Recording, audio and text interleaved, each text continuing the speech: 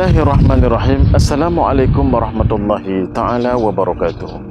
Alhamdulillahilladzi bini'matihi tatimmus salihat wa bifadlihi tatanazzalul khairat wal barakat wa bitaufiqihi tatahaqqaqul maqasidul wal ghayat.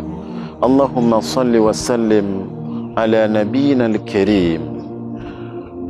Pendengar yang dimuliakan Allah Subhanahu wa taala, Rasulullah sallallahu alaihi wasallam memberikan gambaran dalam hadis sahihnya tentang kehidupan setelah kehidupan di dunia ini. An Abi Sa'id radhiyallahu anhu qala Rasulullah sallallahu alaihi wasallam yaqul idza wudi'atil janazatu, apabila jenazah sudah diletakkan di ruang tengah, apabila jenazah seseorang sudah diletakkan di ruang tengah, wahtamalahan nas awir rijalu ala annaqi, akan dibawa oleh laki-laki di atas pundaknya. Wa in kanat salihatan, apabila jenazah itu adalah jenazah orang yang saleh, orang ahli ibadah, faqalat, maka jenazah itu berkata, qaddimuni, qaddimuni, qaddimuni, cepatkan bawa aku, cepatkan bawa aku.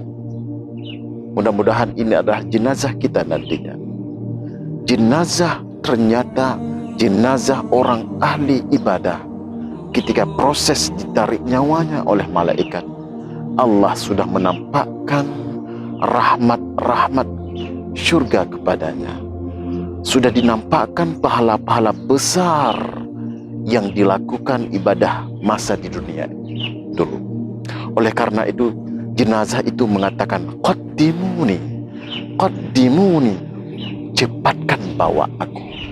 Wa in kanat ghaira salihatin, dan apabila jenazah ini adalah jenazah ahli maksiat, jenazah orang yang sering memutuskan tali persaudaraan sesama manusia, menghancurkan ukhuwah Islamiyah, maka faqalat, jenazah itu juga berkata, ya wailaha, ya wailaha, ya wailaha, celaka aku, celaka aku.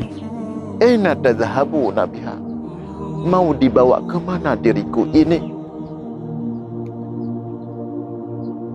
Pendengar yang dimuliakan Allah Subhanahu wa taala, ketika proses ditarik nyawa oleh malaikat maut kepada orang yang ahli maksiat, Allah menampakkan neraka jahanam kepadanya.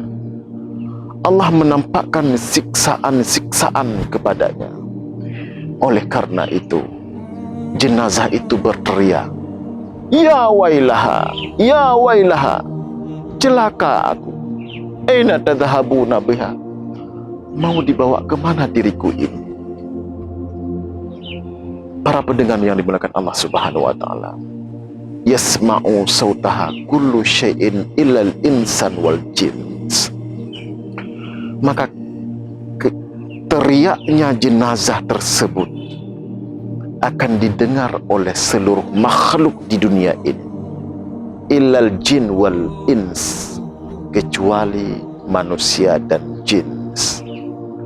Para pendengar yang dimuliakan Allah Subhanahu wa taala, oleh karena itu mari kita mempersiapkan diri kita untuk terus beribadah kepada Allah Subhanahu wa taala, memperbaiki diri kita dengan bagaimana hubungan kita dengan saudara-saudara kita. Mudah-mudahan kita kelak akan diampunkan seluruh dosa-dosa kita oleh Allah Jalla Jalaluh. Kemudian kita akan dimasukkan ke dalam surga bersama Rasulullah sallallahu alaihi wasallam. Wallahu a'lam bissawab. Assalamualaikum warahmatullahi taala wabarakatuh. RJTV